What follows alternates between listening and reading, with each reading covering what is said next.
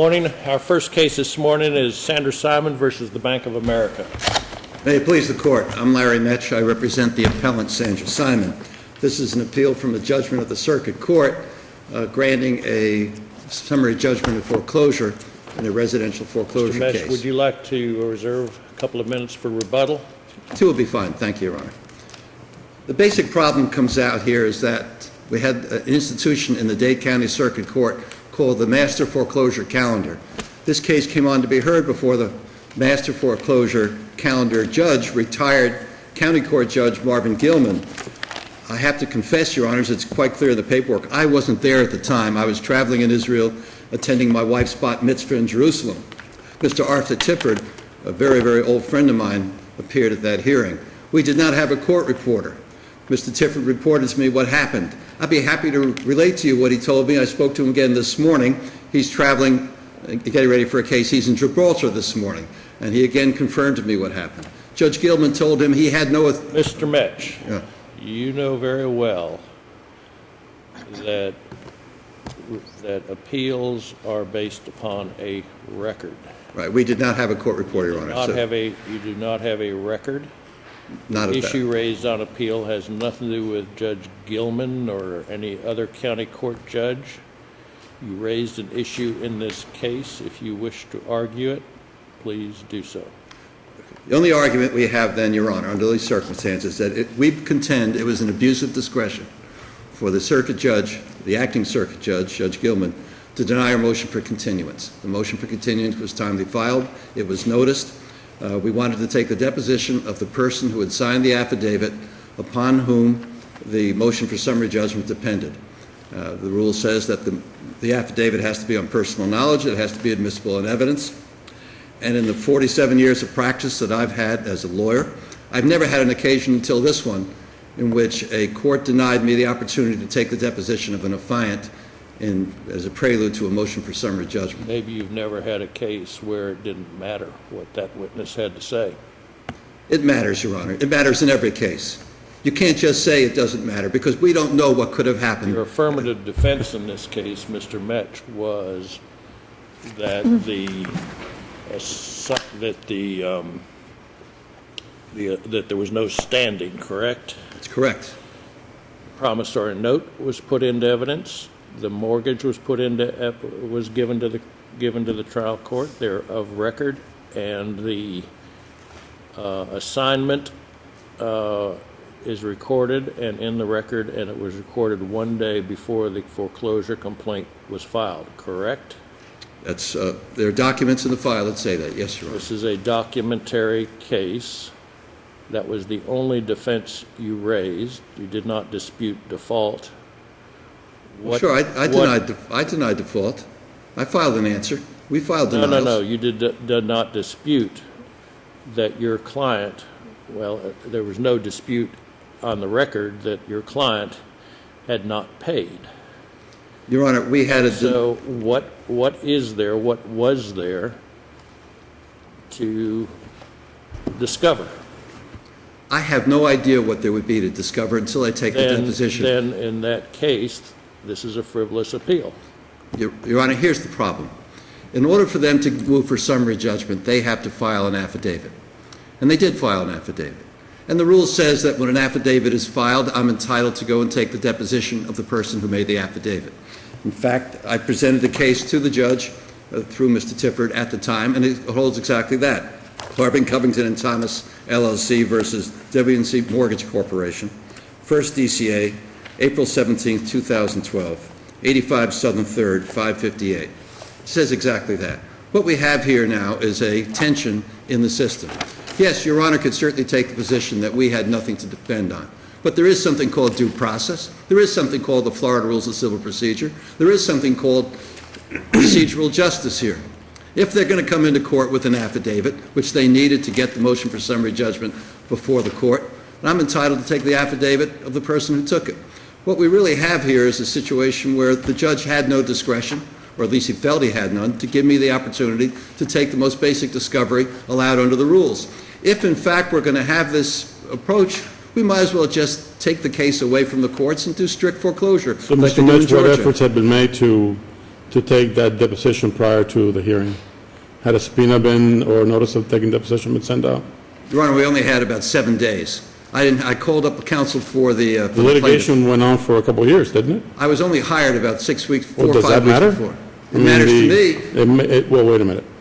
In the eyes of the law, the duty of the defendant to proceed began when she was served. So if you weren't hired until much later on and no efforts were made, then it's of no moment that you didn't that you didn't take the deposition and that you want to take it now. You should have taken it before. Your Honor, here's the problem. I'm required by the Florida bar rules to act diligently on behalf of my client. The commentary to that says I have to act zealously. I came in, and as soon as I came in, I filed a notice of appearance and filed an answer. You know, I'm so happy that you mentioned the Florida bar rules. I'm going to read from your brief. If the circuit court's foregoing rulings are determined by this court not to constitute an abuse of the trial court's discretion, we should then rename this great state the People's Republic of Florida. Something that a 6-year-old would write. No, I think. I don't. I think a How do 7-year-old. you, I mean, you know, I confess I don't know you very well. I really don't. But I looked at your background and you have a stellar background. You are a very experienced attorney who has been around the block a couple of times and whom I would consider someone that I would look up to set the bar for young lawyers coming through. And frankly, I was shocked to see this in your Well, brief. I'm sorry, Your Honor, took it that way, but I wanted to get across the fact that in all the years of practice that I've had in this county, starting in 1972, it's never occurred that I didn't have the opportunity to protect my client to the ability that's required under the Florida Rules of Civil Procedure, and we didn't have it here. And I was frankly very disturbed and concerned about it. It may well have turned out that the deposition would have revealed that the affidavit was 100% perfect, that there was absolutely nothing wrong, there was no hearsay, there was no lack of connection of evidence, that everything was perfect. It may well have been the case. But I couldn't believe that I wasn't going to get that opportunity, and that's what we're here about today. I think this defendant was entitled to that opportunity. If we want to look back in hindsight on this thing, that means we might as well, in my opinion, just junk the rules and not pay attention to them. Thank you very much.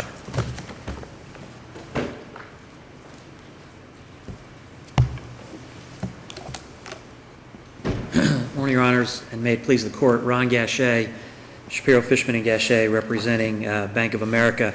I think a couple of points, just right out of the gate. It's important to understand the chronology of this long-standing foreclosure case. This lawsuit was filed in July of 2010. At that time, a copy of the note and mortgage was attached to the complaint. The appellant fails to note in its brief that, in fact, there was a pro se answer filed by the defendant initially in August of 2010 with no affirmative defenses. Our office filed a motion to amend the complaint in April of 2012. There was no answer filed to the amended complaint, correct? There's no answer filed initially to the amended complaint. We filed our motion for summary judgment on August 28th, 2012. And Why didn't you move for default? We didn't move for default. Quite honestly, sometimes we get backed up in our office moving for these defaults, and we end up moving for them just prior to the summary judgment if we can. At this particular point, though, what's important to note is on August 28th, when we set the MSJ, we also set it for hearing for October 16th of 2012. At this point, there was no sign of defense counsel in the case. Defense counsel, and we filed our assignment of mortgage, as Judge Shepard pointed out, at that time as well. So we have a note, a mortgage, and an assignment all of record before counsel even comes into the case. Now, on September 7th of 2012, knowing there's an October 16th summary judgment hearing coming up, counsel files his notice of appearance. So he knows that something's going to happen on October 16th when he decides to take this case. On September 12th, as is his right, he files an answer in defenses because we had not yet defaulted his client. Right. He puts one affirmative defense of record, and that's standing, as Judge Shepard noted. Standing would mean that we didn't have the right to enforce this note at the time we filed the action. Well, that note that was filed has a blank endorsement. That's it. Open and shut, as this court has said over and over, and as the jurisprudence of Florida has indicated, if I'm the holder of a note with a blank endorsement, at the time that I file the lawsuit, I have standing. So standing was established, notwithstanding that he files the affirmative defense of lack of standing. Now, we reply to that affirmative defense that we are, in fact, a holder under Chapter 673. Counsel knows there's a hearing coming up on the 16th. If he's made plans to be away, certainly he can alert the court to that. But he took this case knowing that there was a summary judgment hearing coming up on a 2010 case when the courts are pressed to try to get these files through the system. On October 10, he finally files his motion for continuance, saying he wants to take 3 depositions. 2 of them are of the signers of the first complaint, which has then been certainly superseded by the amended complaint. Then he wants to depose the person who verified the amended complaint, and he wants to depose the affiant. Well, as the case law says, and as we cited in this court's holding in Barco Holdings, the deposition that you want to take has to at least have a plausible shot at resulting in something. What about the one of the affiant? Well, the affiant testifies to the default, testifies to the amount of the arrearages, testifies that the lien is superior, but the issue of holder status really isn't testified to by the affiant because the note is filed and it's self-authenticating. So the note's of record, and if the only defense is standing. Other than default is priority the only other thing that's in that affidavit? The affidavits go through the default, the figures, and priority, correct. And that we did hold that note at the inception of the lawsuit, yes, but we filed it with a verified complaint. It says that essentially it's a first mortgage. And it's a first mortgage, correct. And we turned in the first mortgage and note to the court. There really was no issue that could have been refuted by virtue of that deposition. He talks about hearsay. Well, affidavits are hearsay when you take them to trial, but they're certainly admissible for summary judgment purposes. There really wasn't anything to be gained from a deposition. And as the case law and jurisprudence in Florida says, you have to at least proffer to the trial court, what would you gain if I allow you to take that deposition? By not proffering that information, and it was his substitute counsel because he chose to take his trip that he took, the substitute counsel, there's no record of any argument being made that there would have been anything to gain from the discovery had it been taken. Well, even if they have been proffered, we have no record of it and we don't know. Correct, and because you have no record, it comes clothed with a presumption that the judge was correct in what he did. Granting of continuances certainly are within the broad discretion of the trial judge, and at this particular point, appellant hasn't shown any reason why this foreclosure was improper, shouldn't have proceeded, and based on the record and based on our arguments in our brief, we would ask that you affirm this final judgment. Mr. Metsch? With all due respect to counsel, I hope I don't get into difficulty with this, with Your Honor. Particularly, I have great admiration for your service. I told you, I looked at your record and what I saw is a stellar record. I was pretty shocked and surprised. I have a certain amount of passion involved with this thing. I understand. I've been practicing here all these years. You know that. You saw it. You may have encountered me along the way. Your record is quite impressive. I can say nothing less about it. Okay, I have a duty to my client. I understand. Do whatever is possible to make sure that her rights are protected. And the only way I know how to do that, and I've been taught of all these years, is that when you get an affidavit, you take a deposition. You find out if it's for real or not. I wasn't given that opportunity. It's something that's so basic than every other type of litigation that we have in the Dade County Circuit Court, breach of contract, negligence, torts, slip and fall, you name it, any other thing, we would have that without a problem. Not here. This is not the way it should be done. If we're going to abrogate the Florida Rules of Civil Procedure, it should come from the top. It shouldn't come from a situation like this at this level. Thank you, Your Honor. Thank you both.